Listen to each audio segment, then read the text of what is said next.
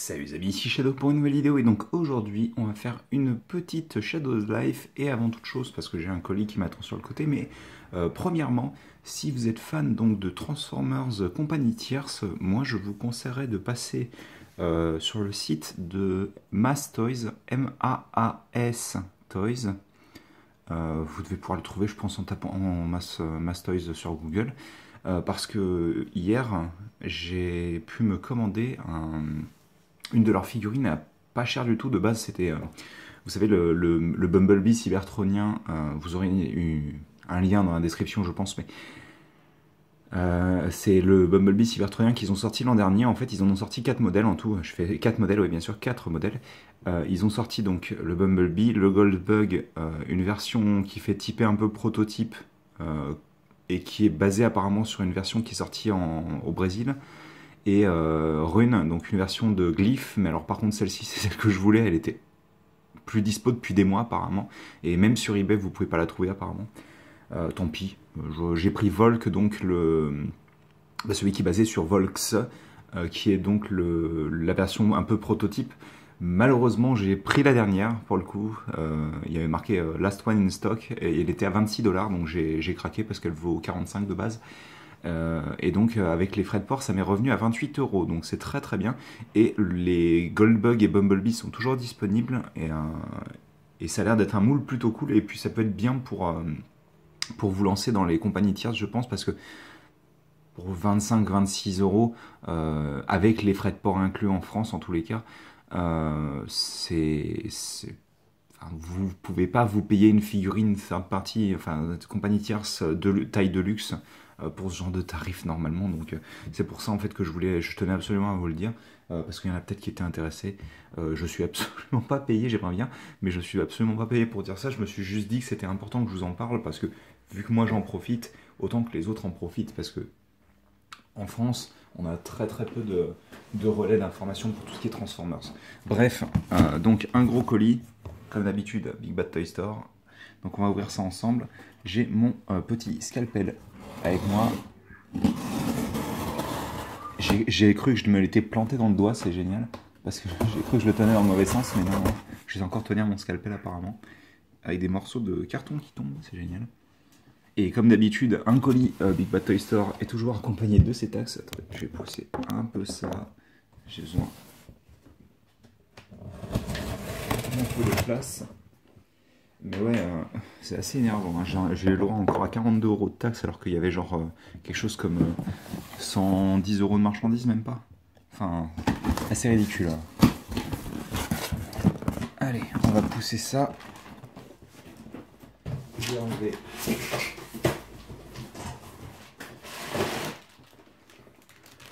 le papier bulle, qui est toujours de qualité assez exceptionnelle quand même. Hein. Et donc on va pouvoir commencer avec Snarl, donc, qui est une des premières figurines que vous allez voir dans la vidéo, et qui a l'air, somme toute, assez sympathique. Hein. Franchement, bon, même si je vois que les épaules sont entièrement en plastique transparent, ce qui m'inquiète un peu, quoi, mais... c'est quoi cette arnaque? Ah, la vieille épée transparente entièrement, quoi. Ah oui, ça par contre, c'est vraiment de l'arnaque, quoi. Hein. Ça, c'est genre... On avait la flemme d'utiliser de la peinture rouge, donc on s'est dit, bon, on va faire comme ça. Et donc, on va avoir aussi Sludge, donc qui s'appelle vraiment Sludge, il me semble. Oui, oui, celui-ci s'appelle Sludge. Qui a l'air d'être à peu près le même moule que...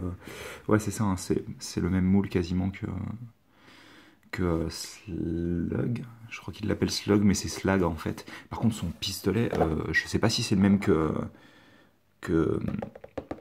Slag, mais il a l'air ultra cool, quoi. J'aime beaucoup sa tête aussi, hein. Elle est vraiment sympa, hein, cette espèce de petite bucket head là. Donc on va avoir ces deux-là.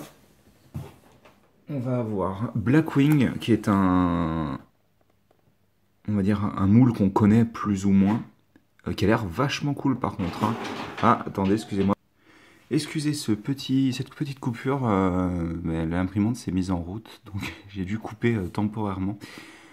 Le design du personnage a l'air vraiment cool par contre. Hein. Alors je connais la base G1 de celui-ci, mais par contre, ouais, J'ai vraiment très très hâte de me procurer son collègue de la première vague, vu que la première vague, à ma connaissance, n'est pas arrivée en France, vu que je la cherche de manière relativement active tout de même depuis un certain temps, mais non, non, non, elle n'est pas arrivée en France, ou en tous les cas pas dans les magasins proches de chez moi.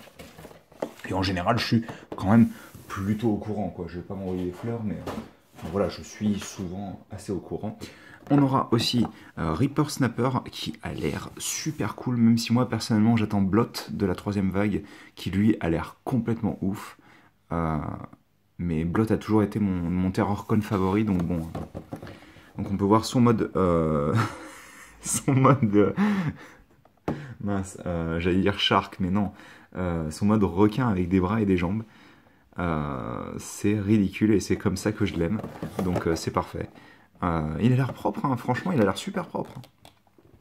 Et enfin, on aura Moonracer qui a l'air plutôt cool.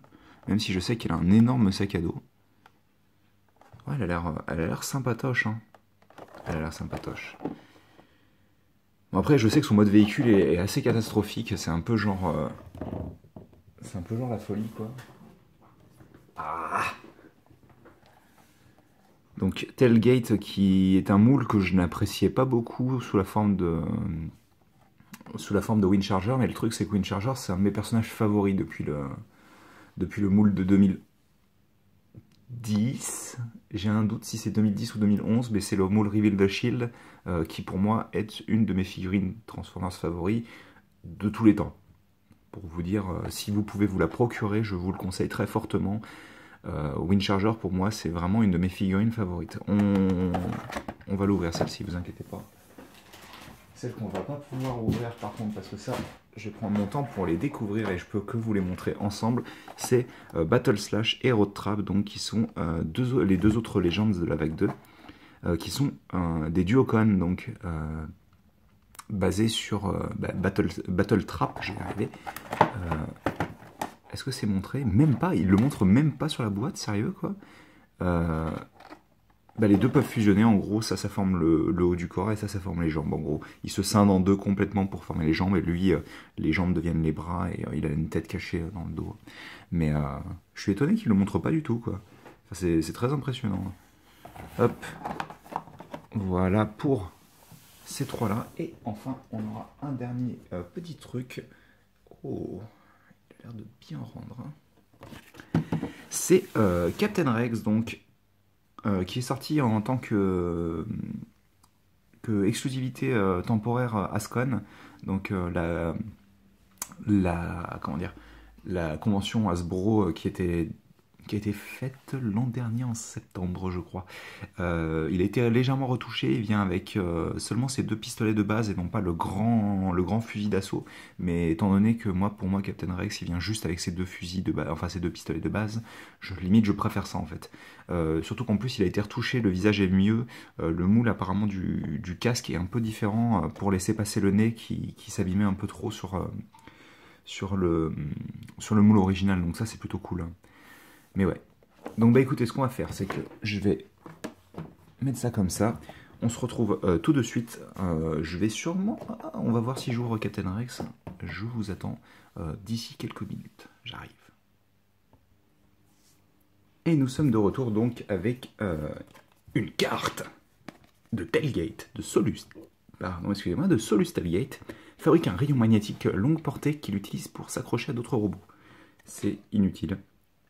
C'est très bizarre d'ailleurs, puisque Solus Prime c'est censé être celui qui fabrique en effet, mais fabrique un rayon magnétique, c'est pas... Ouais. Mais ceci étant dit, il en rend vraiment très très bien. Un peu de bleu là. Ouais, un petit peu de bleu en peinture, j'avais pas réalisé. Mais par contre le blanc, bon certes le blanc entre la peinture et le blanc du plastique est un peu différent. Ça c'est toujours un problème, mais on peut pas leur en vouloir.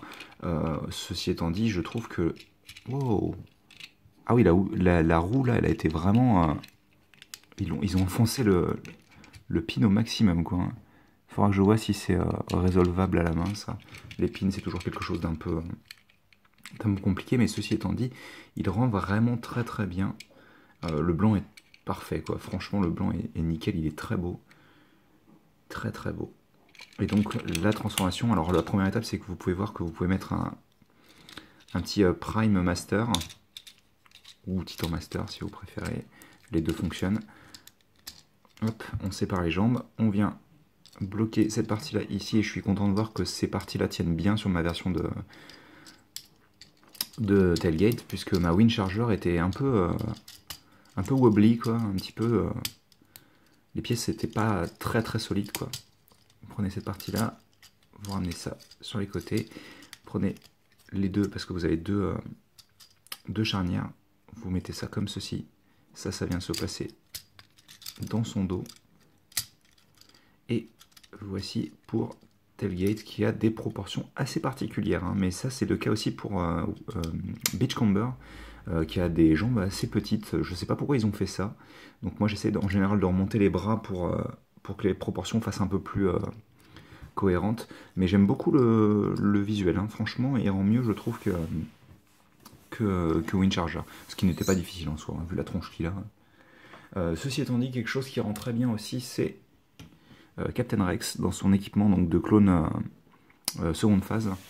Enfin, seconde phase pour le coup, vu qu'il a gardé une grosse partie de sa première phase. Il est très très cool, hein. Moi j'ai juste un bras qui est un petit peu loose, mais c'est pas trop grave. Il a l'air de pouvoir maintenir des poses, et puis de toute manière avec les pistolets minuscules qu'il a, ça devrait pas être un souci. Sachant que je l'ai pas encore mis dans la main. Donc en direct, vous allez pouvoir me voir galérer pour placer son doigt dans la gâchette. Alors je vais pas placer l'autre pour le coup, parce que c'est pas, la main est pas cohérente. Enfin je peux, hein, mais si vous voulez, ça va donner ça, quoi. Ah, 2 secondes. Et ouais, je comprends pas. Des personnages comme ça qui sont donc vraiment uniquement basés sur le tir avec des pistolets, même s'ils ne gardent pas ce pivot-là, à la limite, mettez l'autre si vous voulez sur l'autre main si ça vous fait plaisir, même si c'est complètement débile. Mais mettez-moi, enfin, franchement, je pense que, en plus ça a l'air d'être facile à découper, je pense que je vais mettre mon scalpel là, et je vais faire en sorte que sa main ait un doigt pour gâchette, quoi, parce que c'est ridicule de le faire tenir son pistolet comme ça, quoi.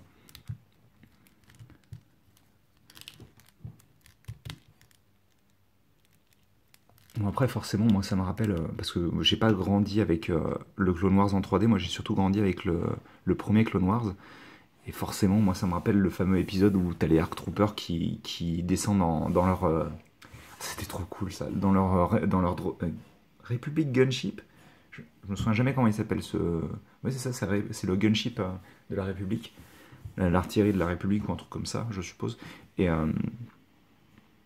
ils arrivent tous dans leur équipement phase 1, et tout l'épisode est quasiment entièrement silencieux, c'est très très cool, je trouve. Mais j'ai des bons souvenirs de Clone Wars, je les ai en DVD en plus d'ailleurs, hein. C'est une des rares choses que j'ai en DVD.